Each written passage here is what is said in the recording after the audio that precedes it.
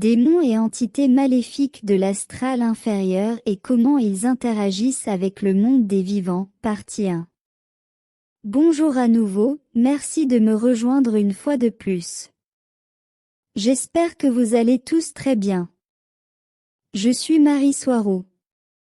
Tout d'abord, je dois poser les concepts de base nécessaires pour comprendre la deuxième partie plus spécifique de ce sujet, où je vous aiderai à identifier et comprendre les démons, ainsi qu'à les affronter, et vous en débarrasser.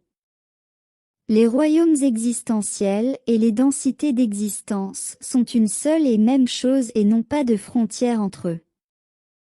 Ils sont seulement définis par la portée de la perception de l'être avec l'âme qui les expérimente, et donc il y a un royaume existentiel pour chaque être sensible, au point où l'on peut dire qu'un univers entier existe, et se manifeste par chaque âme sensible. Lorsque deux êtres ou plus expérimentent un royaume partagé, c'est parce qu'ils partagent des idées suffisamment proches, qui à leur tour marquent les limites de leur perception. C'est pourquoi on dit qu'ils co-manifestent un royaume existentiel en raison de leurs accords de perception. Pourtant chaque individu expérimentera ce royaume de manière unique et personnelle, et aucun être ne peut voir et expérimenter un royaume exactement de la même manière. L'endroit où l'astral inférieur se termine, et où le monde des vivants commence, est une gamme arbitraire de fréquences de perception. Il sera également unique pour chaque individu, ou les âmes immergées dans les corps physiques avec 5 à 6 sens, avec des idées qui les maintiennent dans une mentalité déterministe et matérialiste, ne percevront et n'expérimenteront que des choses physiques qui peuvent être facilement expliquées par la science réductionniste de la Terre. Parce que leur fréquence de pensée les éloigne de tout ce qui est astral ou extérieur à cela.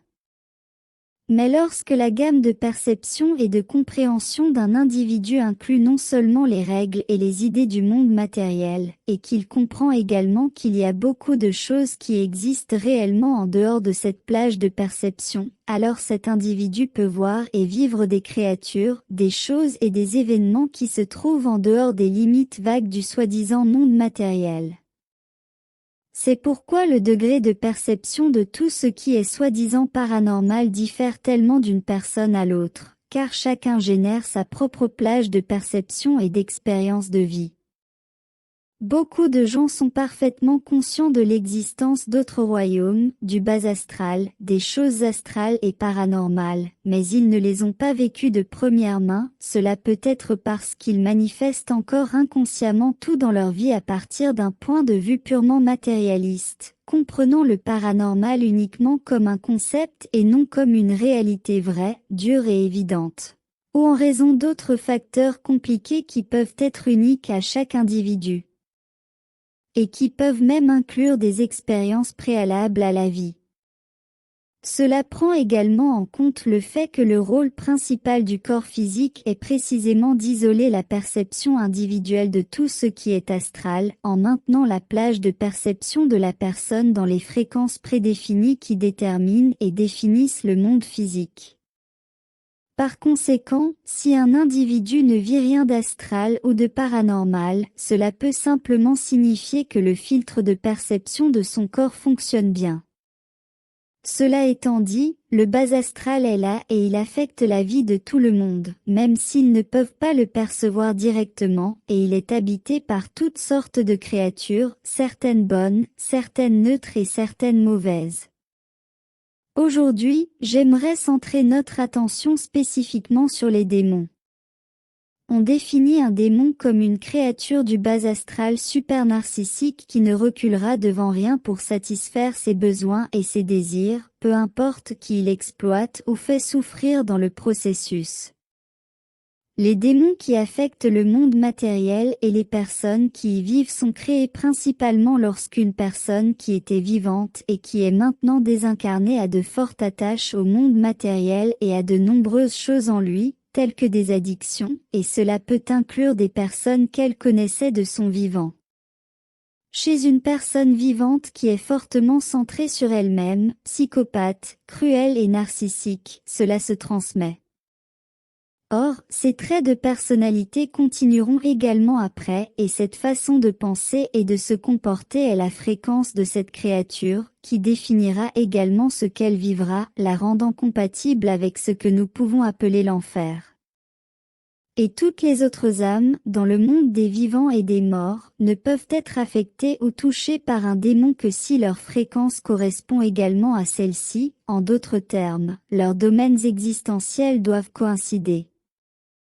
Aucun être et aucune âme ne possède une fréquence constante, elle variera toujours au cours de sa vie et de sa journée, en fonction de là où elle concentre son attention et des pensées et interprétations qu'elle a à propos de ce qui attire son attention.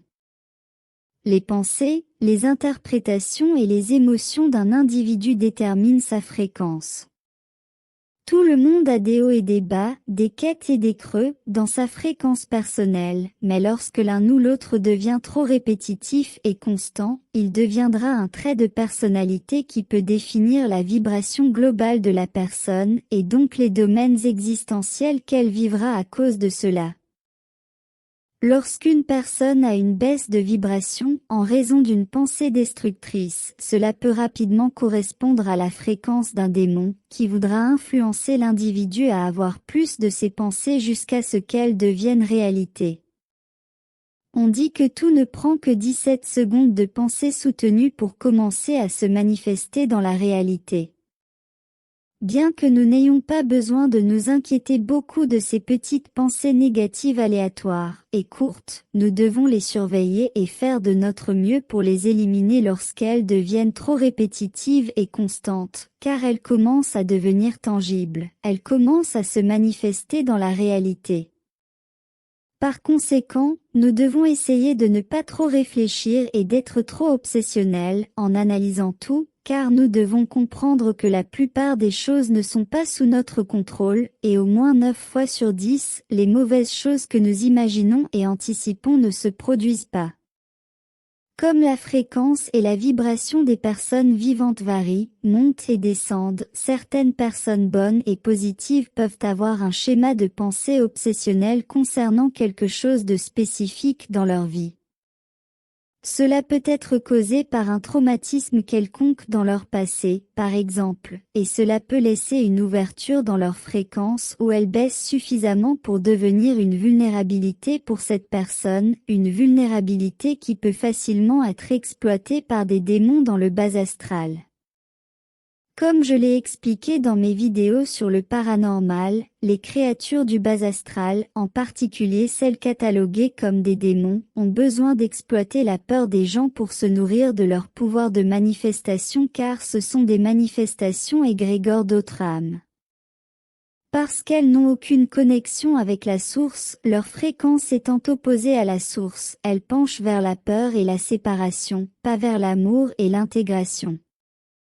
Un démon fera tout ce qu'il peut pour exploiter la peur des gens car il s'en nourrit, mais pas seulement, parce qu'il peut développer des stratégies compliquées pour utiliser et profiter de tel ou tel individu vulnérable qui est dans le monde des vivants.